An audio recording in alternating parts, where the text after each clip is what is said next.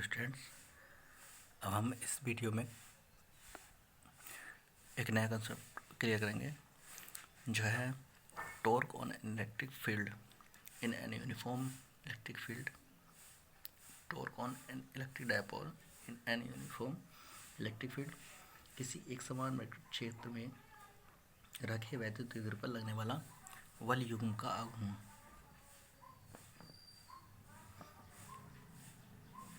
जिसको आपने पढ़ा था, हम टो बोल देते हैं, 11वीं क्लास का है हमारा बल युग्म का आघूर्ण। तो क्या होता है, किसी भी पेन है, इस पेन के 2 पॉइंट्स पर अगर हमारा फोर्स लगेगा इस डायरेक्शन में, इस तरह से, इस डायरेक्शन में, इस तरह से, तो ये पेन क्या होगा, किसी एक्सिस के अलोंग ये रोटेट करेगा। वही हमारे समझना है यहाँ पर, जब रोटेट करता है तो उस पर जो फोर्स लगता है उस फोर्स के अकॉर्डिंग कोई ना कोई टॉर्क पैदा होता है, तभी हमारा कोई चीज़ घूमती है। पेयर ऑफ फोर्स लगता है। यहाँ पे देखिए, ये मैंने एक समान वैद्युत क्षेत्र बनाया है, यूनिफॉर्म इलेक्ट्रिक फील्ड बनाया है। तो यूनिफॉर्म इलेक्ट्रिक फील्ड का मतलब ये है कि जहाँ पर इलेक्ट्रिक फील्ड इंटेंसिटी हमारी एक जैसी हो, ठीक है। यहाँ पर भी ये होगा, यहाँ भी होगा। उसको बनाने का तरीका क्या है, मैंने बता दिया था आपको जब हमने इलेक्ट्रिक फील्ड लाइंस को पढ़ाया था, कि जब हम पेयर कोई भी इलेक्ट्रिक फील्ड एक समान बनाते हैं, यूनिफॉर्म बनाते हैं, तो वहाँ पर हमारी जो इलेक्ट्रिक फील्ड लाइंस होती है एक दूसरे के पैरेलल एंड इक्विडिस्टेंट होती हैं। ये हमारी एक दूसरे के पैरेलल और इक्विडिस्टेंट है, ठीक है। वह समांतर और बराबर दूरी पर समदूरस्थ होंगी, तो हमारा जो एक समान वैद्युत क्षेत्र कहलाता है। यहाँ भी कुछ ऐसा ही है, और उसमें उस पर प्लेस कर दिया एक इलेक्ट्रिक डायपोल, और इलेक्ट्रिक डायपोल रखा है। तो ये इलेक्ट्रिक डायपोल किसी थीटा एंगल पर इस इलेक्ट्रिक फील्ड में झुका हुआ है। अब हम देखेंगे ये हमारा इलेक्ट्रिक फील्ड है, तो भाई इलेक्ट्रिक फील्ड की डायरेक्शन हमेशा पॉजिटिव टू नेगेटिव होती है, यानी कि ये जो डायरेक्शन है इस डायरेक्शन में है। इसका मतलब क्या है, इसका मतलब ये है कि जो इधर होगा वो पॉजिटिव चार्ज की तरफ वर्क करेगा, इधर जो होगा वो नेगेटिव चार्ज की तरफ वर्क करेगा। तो ये इस तरह से हमारा इलेक्ट्रिक फील्ड है, ठीक।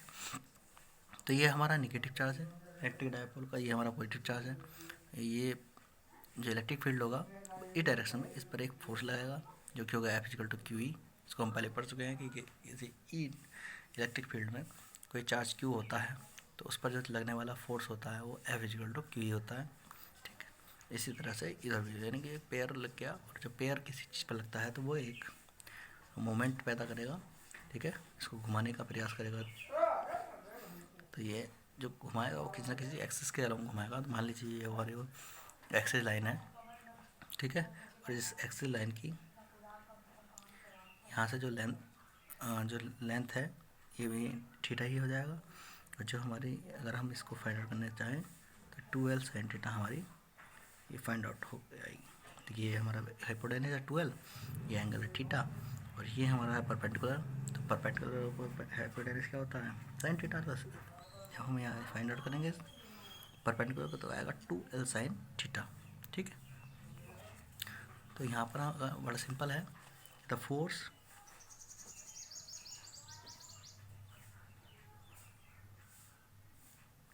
On charge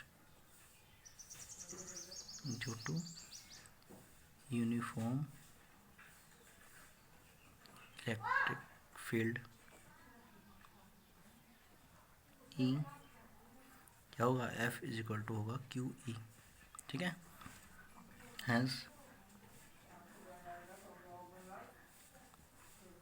the torque on this electric dipole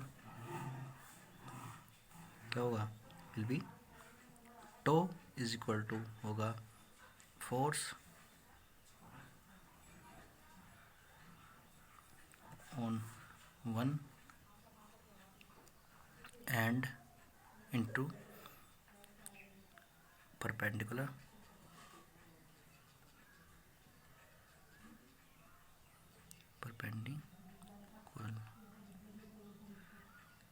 distance from axis of rotation, जो रोटेशन हो रहा है उसके जो चारों तरफ जो इसकी डिस्टेंस होगी, उसकी जो परपेंडिकुलर डिस्टेंस होगी यहाँ से 12 सेंटीमीटर जो हमने फाइंड आउट की है वाली, वही हमारे यहाँ पर लिखी है। तो ये हो गया आपका Q E into 2L sine theta, यानी कि ये हो गया, अगर हम 2L इंटू क्यू को ले लें तो ये हमारा बन जाता है, याद आ रहा है क्या बनता है, ये हमारा बन जाता है P।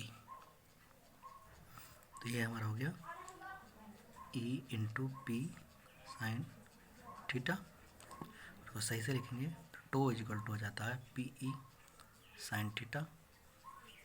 ये हमारा एक फॉर्म होती है वेक्टर क्वांटिटी की, टो हमारी वेक्टर क्वांटिटी है, पी बी हमारी वेक्टर क्वांटिटी, ई बी हमारी वेक्टर क्वांटिटी। तो वेक्टर फॉर्म में लिखेंगे तो उसको लिखेगा P equal to tau equal to P cross E, यहाँ इसकी वेक्टर फॉर्म आ जाती है। ठीक है,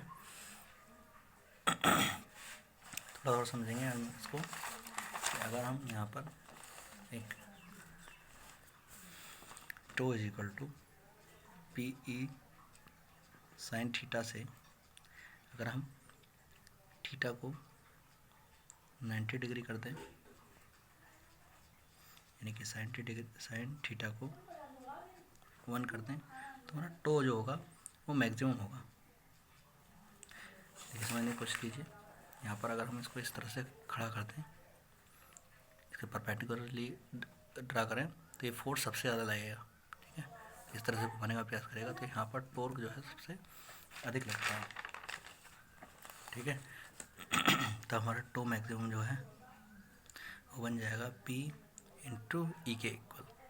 ठीक, ये P इज इक्वल टू जाएगा टो मैक्सिमम अपॉन ई, और अगर हम ई को थोड़ी देर के लिए 1 न्यूटन पर कूलम लेट कर लें, यानी कि यूनिट लेट कर लें, तो हमारा जो P में है वो टो मैक्सिमम के इक्वल हो जाता है। हम यहाँ लिख सकते हैं इसकी definition of P in terms of torque की उसमें डेफिनेशन हम लिख सकते हैं टॉर्क के फॉर्म में क्या होगी, the moment of electric dipole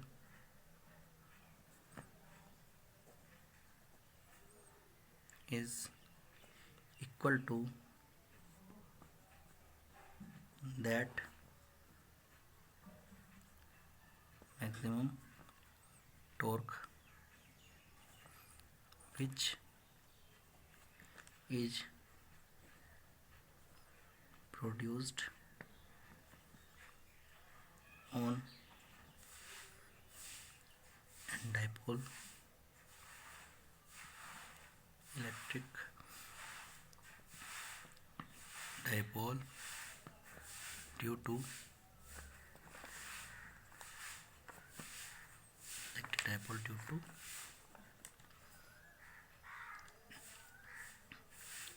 an unit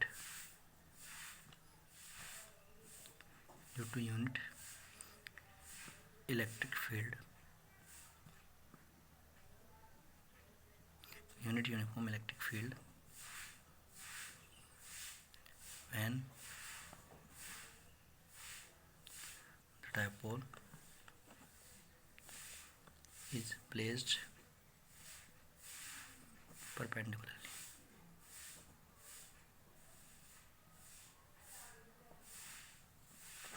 ये हमारी इसकी डेफिनेशन आती है। Thanks for watching this video.